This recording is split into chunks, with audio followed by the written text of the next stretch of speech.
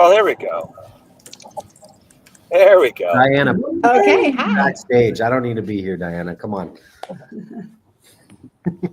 Hello, everybody. Welcome to Last Word. Who's hosting today? KP, Christy, Jody? I don't hear the audio. What's up, gang? So I think that we'll all host. And You guys hear me? Yeah. Yeah, we'll just wing it.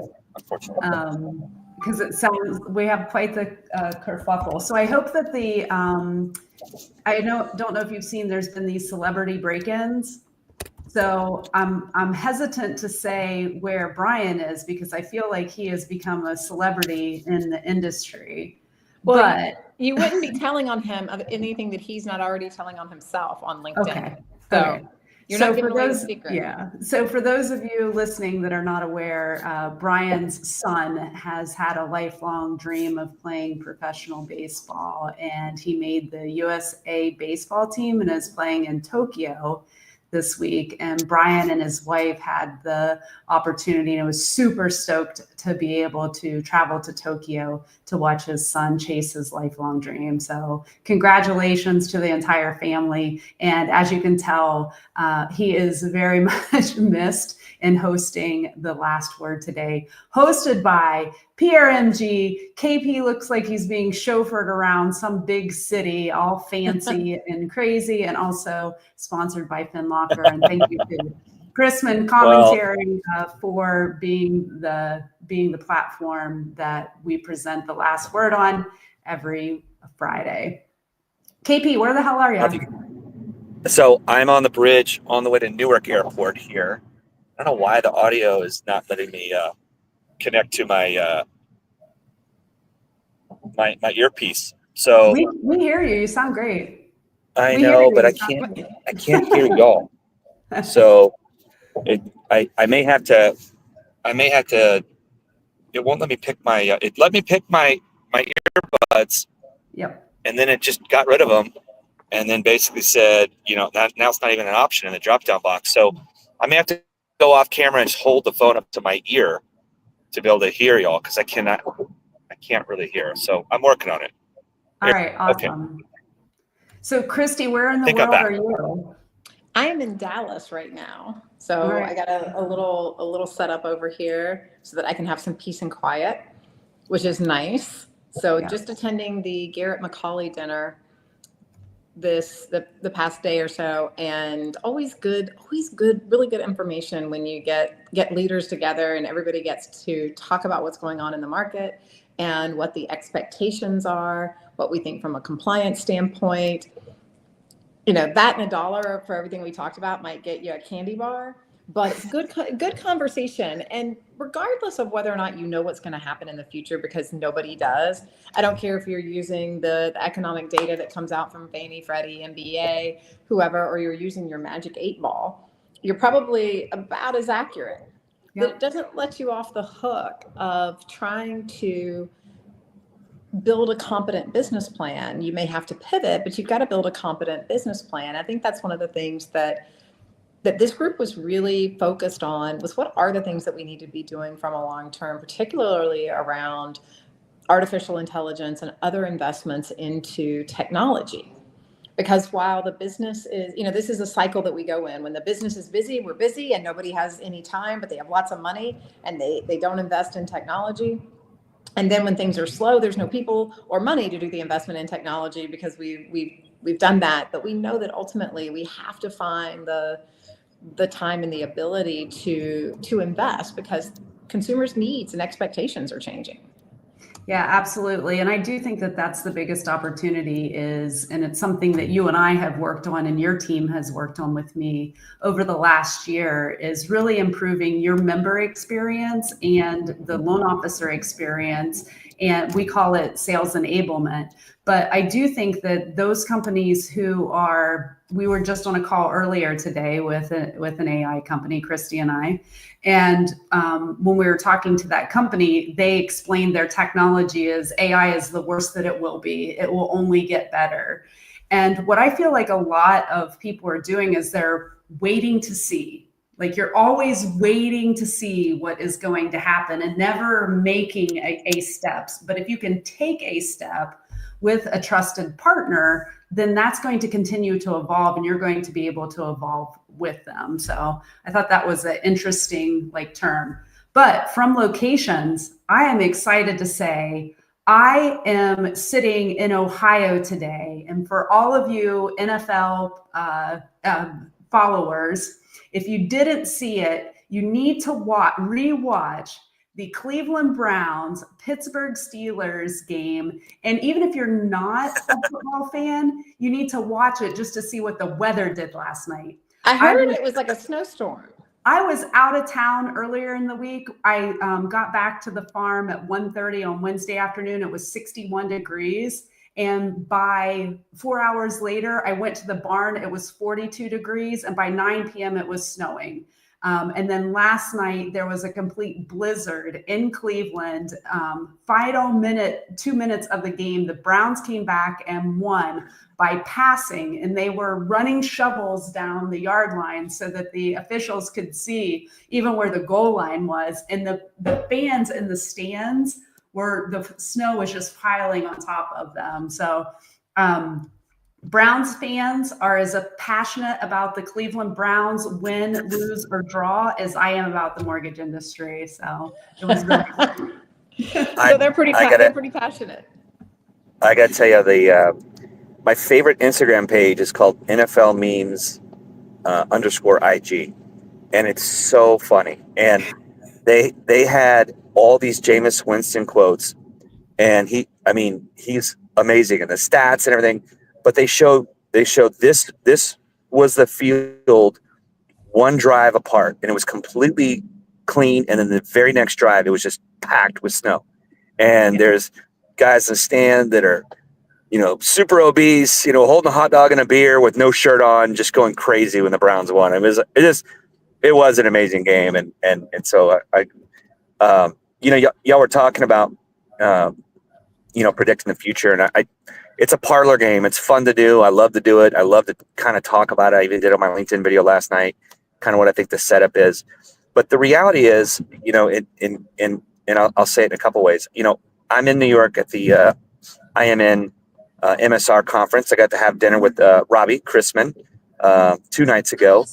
And yesterday, Stan Middleman, who's the owner of Freedom Mortgage, and they own more government servicing than any other entity on the planet. And he also owns the Philadelphia Phillies, part owner. He had a nice 25-minute session, and he was talking about his book, which is called Seeing Around Corners, right? And he was very humble about trying to predict. He's like, no one can predict what goes on. No one knows what's going on, but you can, like you said, to your point, you can make your best plan and try and adjust and have, backup plans for, contingencies. Things might change, whatever the case may be. But it reminded me of something that my dad used to tell me. So, I used to run a team, both ops and sales and wholesale, for First Magnus in South Florida. And our office was the number one office for the last 2.5 years of our company's existence. And when the market crashed in 2007, my dad, who's passed about 4 years ago, who I'm wearing his jacket right now, it's a 60-year-old jacket. I've been wearing it for over 30 years. He said, son, you didn't make the wave, but you look good riding it. And that was it. I mean, we don't make the waves, and there's a lot of rainmakers and wave makers and whatnot that, there's a lot of, ego, and a lot of people talk about legacy and all that kind of stuff. But at the end of the day, we don't set the tone, we don't make the waves, but we can plan for it. And if there is any one wave maker more than anything, it's probably the Fed, which is why we watch them so much and see what they're doing with interest rates. And, you look at October, existing home sales was up for the first time in 3 years. Why? Because when people locked in their rates in August and September, when rates were like the lowest we've seen in, years, those turned into fundings and closings in the October data. And so you can predict to some extent some of the things that are happening on a macro level. But, what if a founder of a company passes away? What if a tech company goes out of business? What if, you get sick, and so there are things you can't plan for. And And those are obviously extremes. A pandemic, right? Which ended up being very good for our business. But to your point, you can't predict the future, but certainly. I think we lost KP. He's probably in the Holland Tunnel. And Christy is on mute. No, sorry about that. So Homeowner. Life is going to happen. We lost him. It's fine. What's that? What's that? KP, It sounds like you're in a tunnel. completely cut out.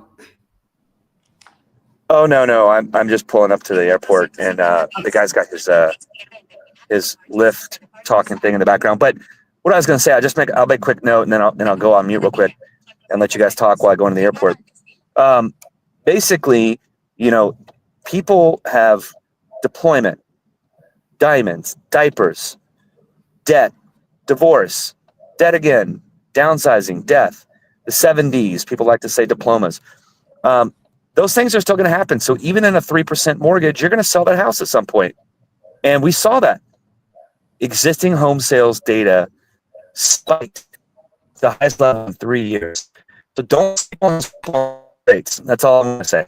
And I'll be inside, which is a little bit quieter here in a second. All right. Awesome. Look, I think some of that's true. The interesting thing about the conversation over the last couple of days is what kind of disruption has it had for homeowners who can say, well, if I don't get a certain price for my house, then I don't have to sell because I have this 3% interest rate. I can become a landlord. And I think the number they shared was more than half of rental units are owned by mom and pop investors.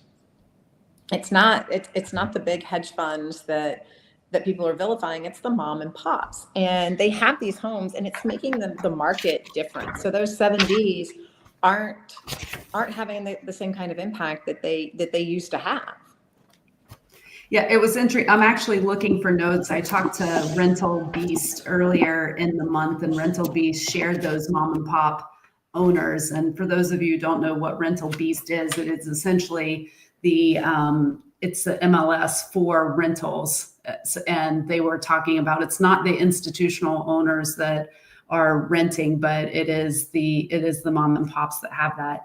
And I think, I don't know about disruption, but if you're sitting on, you don't have to move, right? There's no reason for you don't have to move because of a job. You can work remote. I think it's more lack of disruption and more people at ease because they're like, I'm not going to think about this. If you don't have to move, I'm not going to think about selling my house until rates come down so I can get a lower rate, or I have enough equity in my home that I can downsize and use the cash from the equity in this home so that I don't have to take on another loan. So I feel like homeowners who were able to get in at very low interest rates, it has caused less disruption and worry from their mind because they just basically have put it, they've cataloged it in the back of their brain. I'm not doing this right now. I don't have to move. I don't need to move. So I'll stay put until a scenario changes.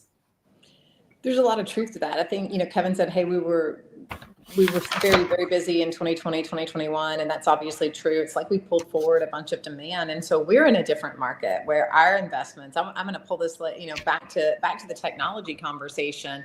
So do you think that this is important as we think about our businesses? Our cheese has moved. That's what you guys are really talking about is our cheese has moved, and what and how we do in the future is going to look different just by necessity from the economics. So if I just taught my 9 and 11-year-old girls about who moved their cheese. That's a great. They're like, you haven't read it. Because they were blaming something in the house on someone else, and I was like, "Excuse me, who moved your cheese?" And they're like, "What?" Anyway, I love it. Love the reference. Sorry, I had to chime that in. Yeah, no, it's that, but that's all good. So Jody, as you think about the AI, I was thinking about this device right here, this thing that carries all my pictures. Those are my beautiful children. But if you think about this, how many people said, well, I'm not going to get a cell phone back in 1994. And they said, I'm going to wait until this iPhone, I don't even know what number this is, comes out. No, they got the one that is, and it only got better from there. So that's what a lot of our technology is it's the flip phone or that bag. How many of you had a bag phone? I had a bag phone, right? And you carried it around, and if you were fancy, you had the one that could plug into your car where they installed it and you had to go to the store for them to install it. And then you could unplug it and put it in your giant purse because it weighed like 15 pounds. So it's a very different model back then, but it didn't stop me from getting one. And it didn't stop me from using it. And it didn't work in every location. And it cost a fortune. So that's a lot like what we're looking at with AI and maybe even some other technologies. And while we can't invest in every one, we do need to have a technology investment strategy.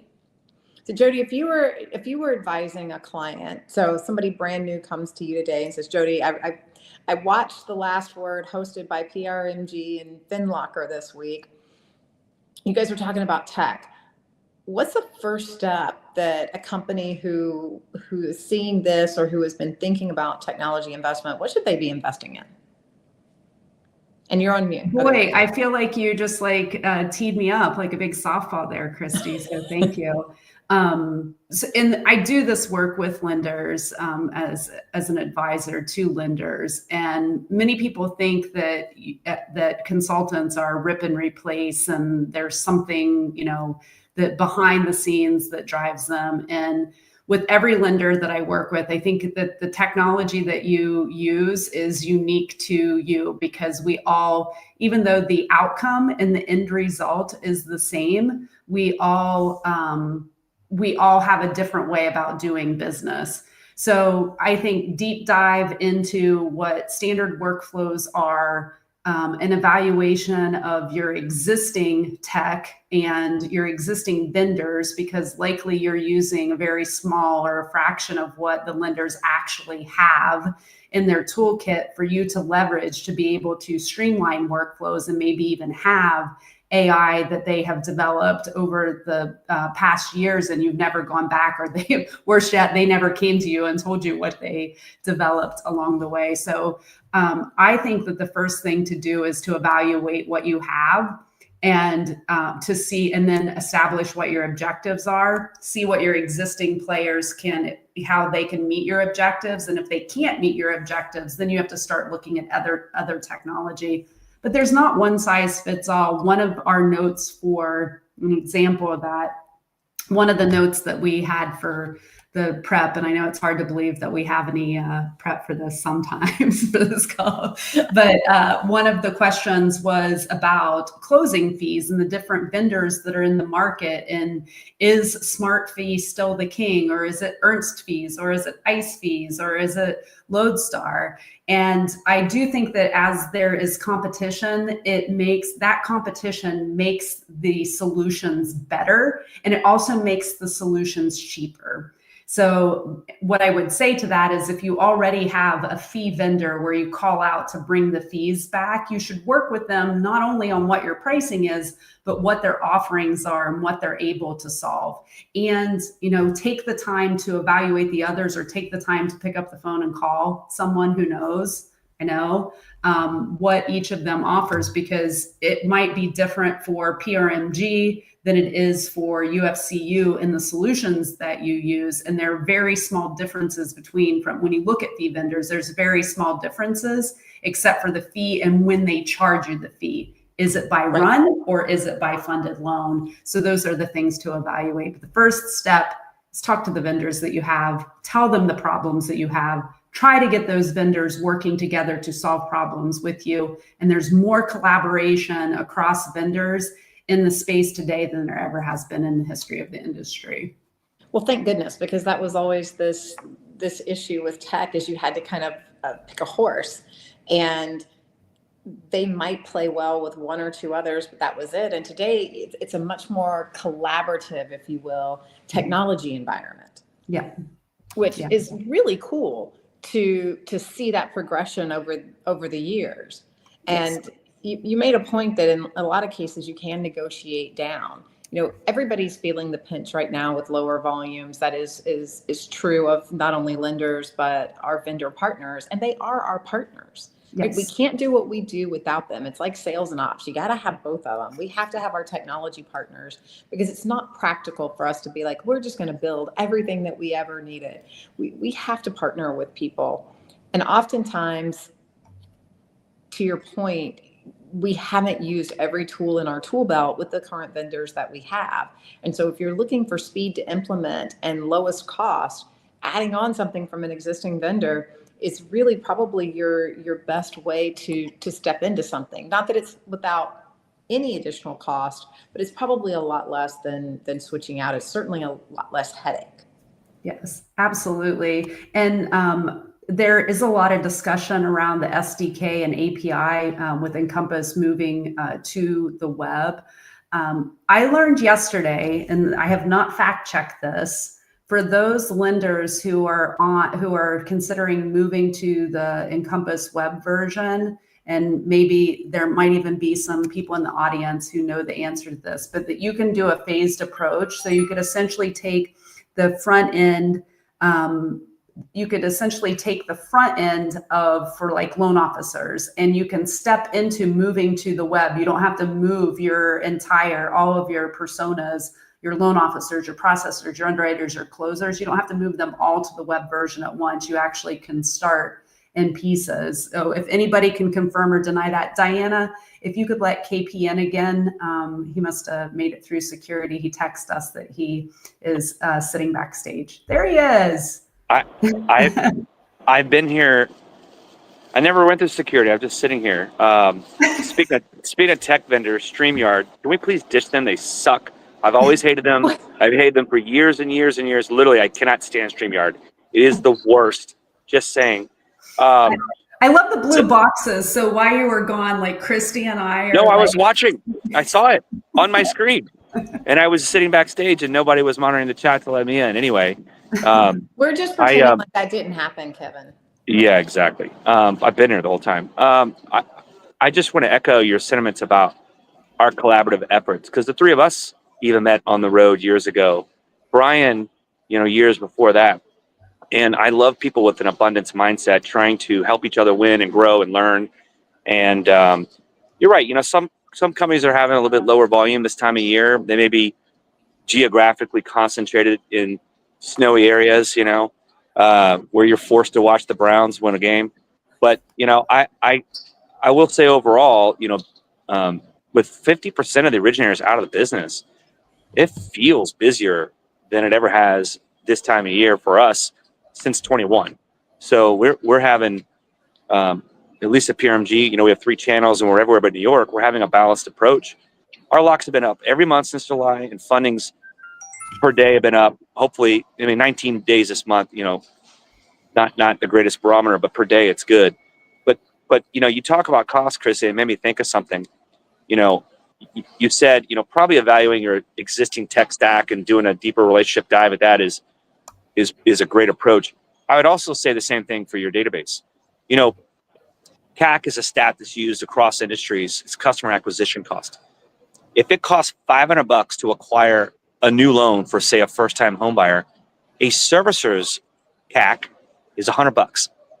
So if you have a loan on your books or an existing client with, a mortgage, it's much, much less expensive, like 80% less expensive, to go back to the well and mine your existing database and deal with existing clients and relationships and try and get more, business and dive deeper into that relationship than it is, finding a new loan. And there are a lot of people out there who only hunt new purchase business. It's expensive, and it's 5 times more expensive than going back to the well. I heard a little nugget here from a guy we brought to our office years ago, and he said he would call a week after every closing, and he would call every customer, and he's like, "Hey, are you mad at me?" They're like, "No, it's great. Everything's been going awesome. We were so happy. Why haven't you given me a referral? You must be mad at me." It was just kind of a funny way to go down this path that I'm talking about. You've got to call these clients, and you've got to get them to give you other clients. There's no replacement for phone work. There's no replacement for relationship building. And so I echo those sentiments on what you both are saying. Yeah. KP, it's Absolutely. interesting. Not only should you be asking after the closing, but you should be asking during the process, because when are people most excited about their new home purchase? It's the leading up to. By the time you get to the packing of the boxes and the unpacking, you're kind of past telling everybody about it, right? The deed is done, if you will. So you should be asking clients for referrals at the very, very beginning. Like, who else do you know that is talking about moving, that is looking at home, is thinking about refinancing or doing renovation, whatever the loan product is that you're doing? At the very beginning, you should be asking for referrals. And the pushback I always get on that is, well, I haven't done anything to prove my worth. Well, yes, you have. You've shown up, you've answered the phone, you've taken the application, you've counseled them on the right products. You've actually done a lot. Getting it across the finish line isn't the prerequisite for asking for referrals. You have to do it throughout the process. Every chance that you talk to them, and you don't have to go overboard with it, but you do need to ask earlier in the process, and then you need to follow up after the closing and continue to ask for those referrals. Yeah, and you can do the same thing with your referral partner. Like, hey, it's going amazing with this current customer. Who else is in your pipeline that's trying to get a loan closed? Can I do something to help them? Because, I mean, what I have found, it doesn't matter what industry you are in or where you sit, what your role is within an industry. You will win by your attitude and your hustle. And if you're willing to put yourself out there, make yourself uncomfortable, hustle like hell and grind, you will win. And show that off and be proud of the fact that you're a grinder and you're going to continue to win business. Hey, amen to that. Absolutely. That's a great way to, we're 1 minute from ending on time. That's a great way to wrap it up. Can we put a fork in this turkey? It's done. I would say that we have killed it. Do we have the last word? Are we taking next Friday off for Black Friday? I believe we are taking next Friday off. But it is all right. Black Friday. We're sending everybody to do a turkey trot and go shopping. Yeah, run off those extra pounds. Get ready for Ohio State, Michigan. Go Bucks. John Hill, this is for you. And Texas A&M, in-state rivalry renewed within the SEC. My Longhorns are going to go down there and kick some Aggie ass. So let's go. Is this what you do? Is this like this? Hook 'em horns. Oh, okay. So it's like hook 'em horns. I got to see Texas running horns basketball last night at the Barclays. They beat Syracuse. Just randomly, they were in our hotel for the conference, and I picked up some tickets and took Taylor Stork and Matthew Van Fossen, and we went up there. It was great. Awesome. I actually ran into your partner last night. Who? Oh, he was here in Dallas. Gary? Mm-hmm. Oh, nice. Yeah, we're divide and conquer. Hey, that's the way the world works, and we'll be dividing and conquering next Friday. College sports, mini rivalries coming up, Black Friday shopping. Nobody tell me how many days it is until Christmas, because I like to live in my world of denial right this moment. And have a happy Thanksgiving, everybody. We will see you in 2 weeks. Awesome. Happy Thanksgiving. Cheers. Bye, everybody. Happy Thanksgiving. Thanks.